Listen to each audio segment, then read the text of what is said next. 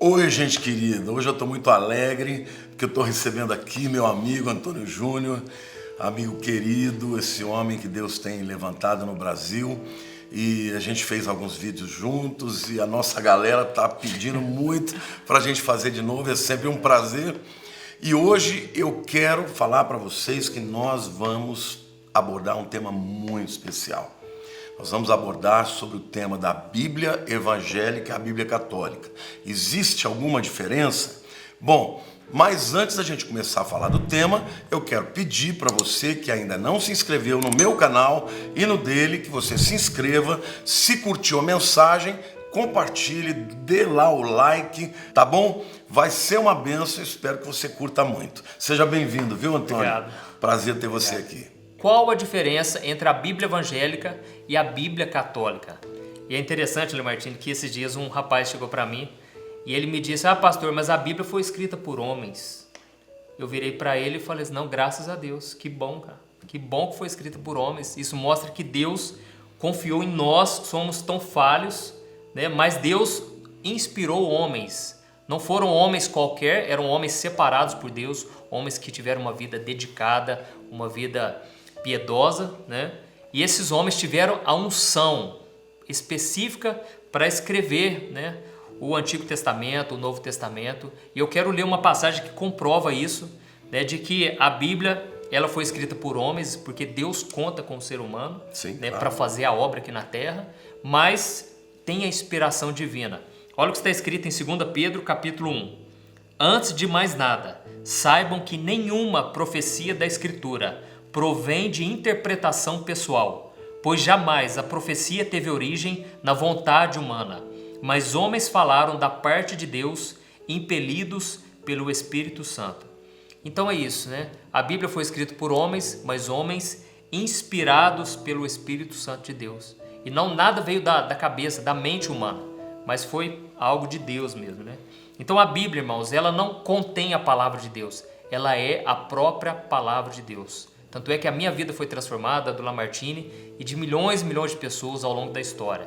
Então agora nós vamos analisar essa questão. Eu sou evangélico, eu posso ler uma Bíblia católica, né? E o católico, ele pode ler uma Bíblia evangélica? Qual que é a diferença das duas Bíblias? Juninho, e para todo mundo que nos vê, a Bíblia evangélica e a Bíblia católica, tirando os livros apócrifos, é a mesma Bíblia. Exatamente igual. Você tem versões diferentes, com palavras um pouco diferentes, mas é a mesma Bíblia. Não tem diferença. Então você pode sim ler a Bíblia católica ou ler na Bíblia evangélica. Agora, é importante mencionar que os livros apócrifos, esses não contêm na Bíblia evangélica. Agora, por que não contém? E são quantos livros? São 6 livros apócrifos. Certo. Agora, por quê? Eles são chamados também de deuterocanônicos. Né? Deutero é segundo, né? Segundo cânon. Bom, eu quero começar dizendo que esses livros não tiveram sempre na Bíblia católica. Eles só foram oficialmente colocados na Bíblia católica em 1546, no Concílio de Trento. Então, se nós considerarmos que a igreja cristã nasceu no primeiro século, nós estamos falando de 1500 anos sem esses livros aparecerem. Então, foi uma decisão papal muitos anos depois. Segundo, a Bíblia evangélica, especialmente o Velho Testamento, ela segue aquilo que o povo hebreu reconheceu. Então, na Bíblia hebraica não existem os livros apócrifos, eles são rejeitados. E a prova disso Eles é que não são considerados inspirados por não Deus. são considerados inspirados por Deus. Eu entendo, e até os judeus entendem, que eles têm valor histórico. Por exemplo, os 2 livros de Macabeus, eles contam a guerra dos Macabeus contra o Antíoco Epifânio, que era um grego que entrou em Jerusalém, dominou Jerusalém, entrou no Santos dos Santos, no templo, e sacrificou um porco, que é um animal imundo, né? E botou uma estátua de Zeus lá dentro. Isso precipitou uma revolta tremenda e ele acabou sendo derrotado. Daí vem a história, a tradição da própria Hanukkah, né? da celebração da festa das luzes que os judeus celebram e tal. Se não tivesse esses dois livros, a gente não saberia o que aconteceu, porque esses dois livros contam essa história. Mas nem os judeus consideram esses dois livros inspirados. Quando foram descobertos os manuscritos do Mar Morto, os manuscritos do Mar Morto, que são do 2º século antes de Cristo, não dão importância alguma, não tem nenhum. Os essênios não copiavam esses livros. Então, eles não eram reconhecidos. Não faz parte da Bíblia hebraica e por isso que nós, evangélicos, também não reconhecemos. Além disso, tem outros aspectos também. Você saiba, por exemplo, que tem alguns falsos ensinos claramente contrários à Bíblia. Por exemplo, você tem uso de magia nos livros apócrifos, lá em Tobias, por exemplo. Você tem perdão dos pecados quando você dá esmola. E a Bíblia não diz que isso acontece, né? Também no livro de Tobias, você tem oferta para pagar os pecados dos mortos, as chamadas indulgências, né? Que Lutero se levantou contra. Tudo isso aconteceu por conta de práticas católicas advindas desses livros apócrifos. Então, nós não reconhecemos.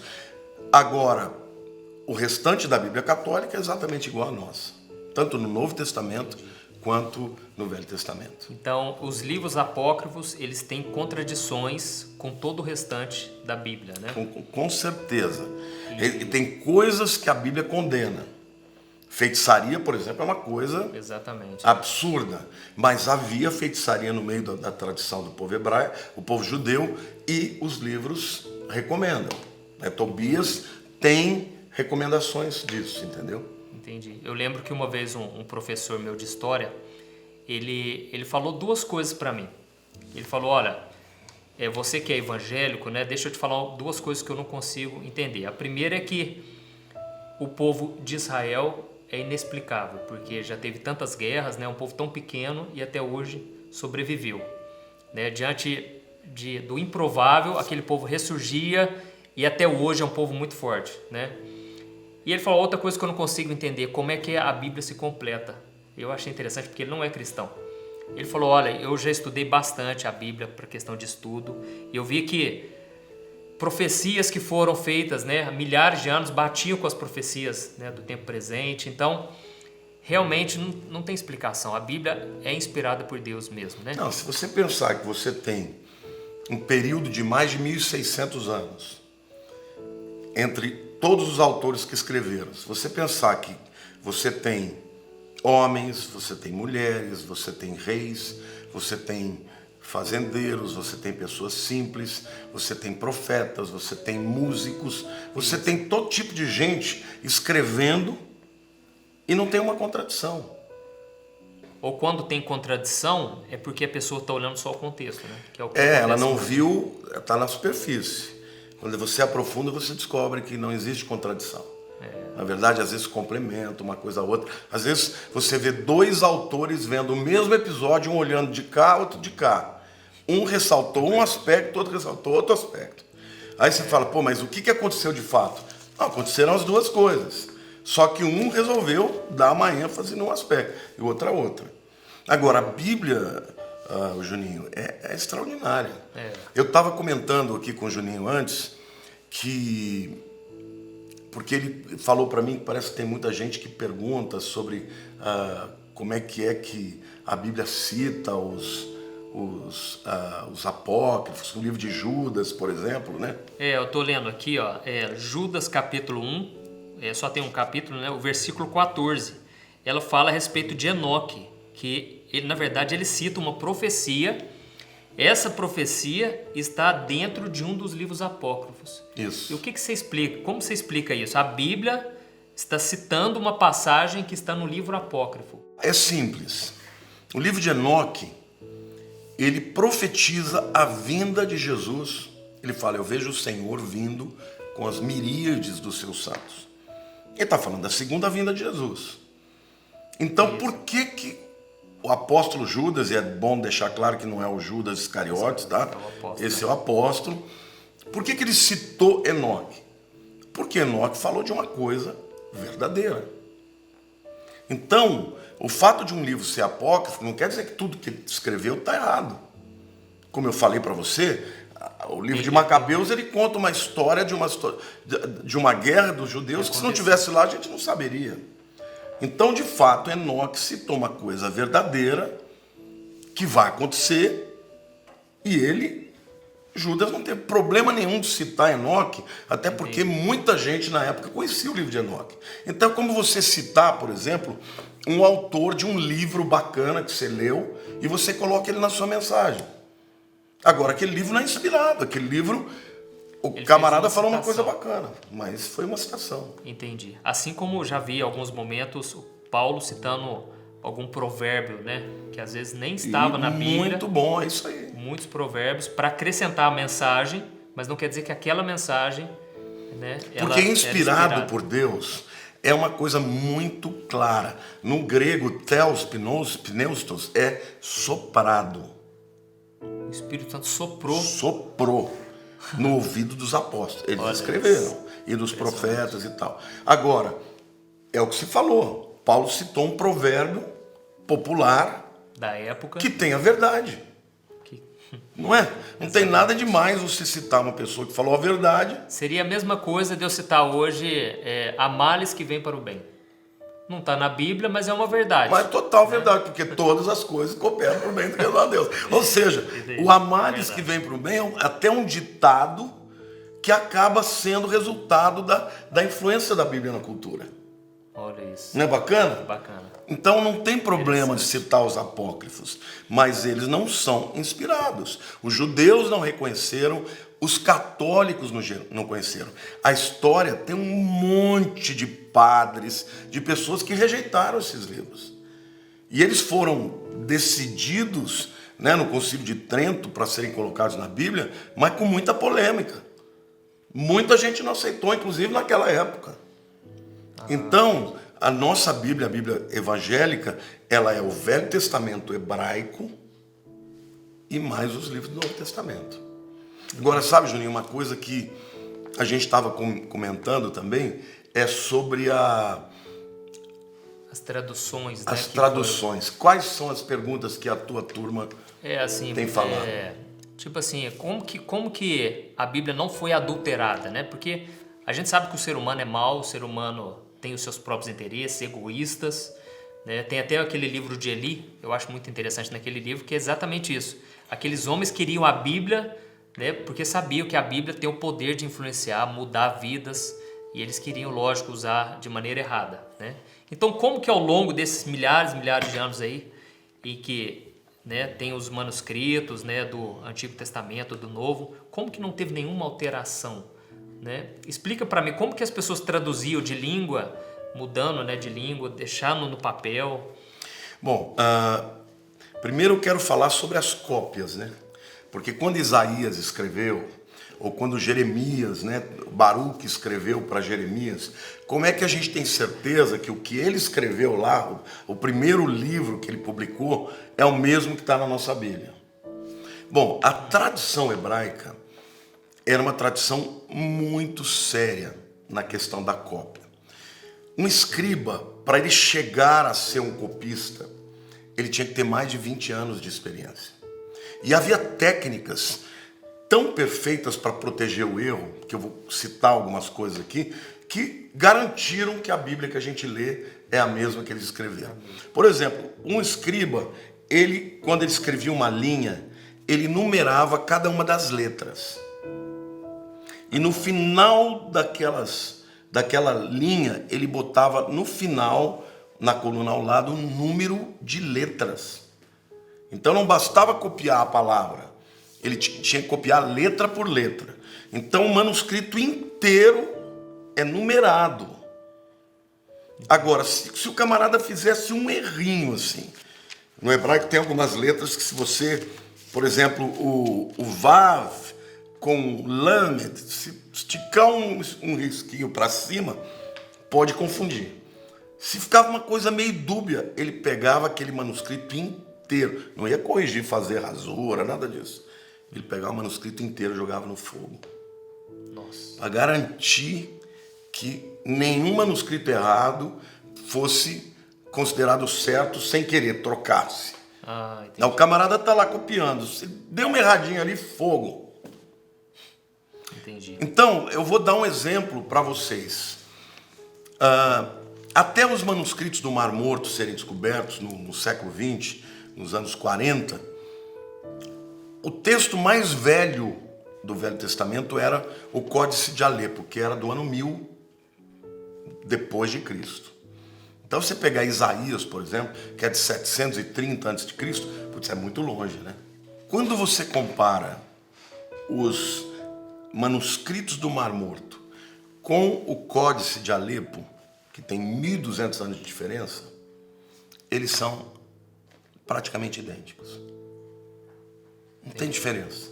É o mesmo texto. Então, primeiro, você pode ter certeza que a Bíblia que você lê é a Bíblia que foi escrita lá atrás. Agora, veja, e o mesmo aconteceu com os livros do Novo Testamento, o mesmo rigor, a mesma coisa. Agora, obviamente, existem traduções. Então, às vezes, um autor escolhe uma palavra, outro autor escolhe uma outra palavra, que pode divergir um pouquinho, mas não é nada questão de que semântica, não vai mudar absolutamente o sentido. Quer dizer, não tem nada numa Bíblia que vai estar mostrando que a salvação não é só por Jesus, entendeu? Entendi. Nas coisas fundamentais, então, um autor pode escolher, por exemplo, a palavra lindo, no outro vai escolher belo. Que diferença faz? Vai mudar só, não muda o sentido. Não muda o sentido. Então, em cada língua, né, do português, o inglês, o alemão, tem as suas particularidades, mas é a palavra de Deus. Então, você pode confiar. O Juninho começou falando que foi Deus que garantiu isso, né? Que ele quis usar os homens, mas ele supervisionou. Não foram anjos que escreveram. Não. Né? Deus confiou que... Mas ele garantiu que nesse período todo a gente estivesse lendo o que ele escreveu. Ele cuidou de tudo. E é interessante aqui, ó, nos últimos versículos da Bíblia, né, está escrito assim, ó: se alguém acrescentar algo, Deus acrescentará as pragas descritas nesse livro. Se alguém tirar alguma palavra deste livro de profecia, Deus tirará dele a sua parte na árvore da vida e na cidade santa, que são descritas neste livro. Então eu acho que essas pessoas com certeza conheciam isso aqui. E elas pensaram, não podemos mudar nada. Vamos fazer exatamente como está escrito. Muito temor. Então foram homens de Deus, pessoas que tinham temor, né? Graças a Deus, no Brasil mesmo, né? Tem o Russell Shedd, né? Que foi um homem que traduziu também. Então, O meu professor também, o Carlos Oswaldo, que inclusive já é falecido, também foi um dos tradutores. O próprio Saião, que é conhecido por muitos, também fez parte do grupo que traduziu, por exemplo, a Bíblia Vida Nova. Gente, a palavra de Deus é tremenda, ela muda a nossa vida. É verdade. Muda todo dia que eu leio a Bíblia, ela se renova, é impressionante. Ela me impacta, ela me transforma, sabe? Agora, nós começamos falando, existe diferença? Existe. Isso não quer dizer que tudo que está lá nos apócrifos é lixo. Não.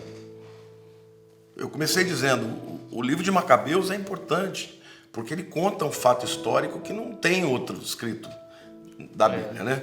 Mas aquilo que estiver fora da palavra de Deus, aquilo que não estiver em concordância... Da Bíblia hebraica e da Bíblia realmente que é aceita por todos, é melhor ficar com a Bíblia e não com os apócrifos. Tá certo. Queridos, eu quero agradecer por você ter estado até aqui. Curta, clique no sininho, compartilhe, porque certamente muita gente vai ser abençoado com esses vídeos. Obrigado pela tua presença, em nome de Jesus. Amém.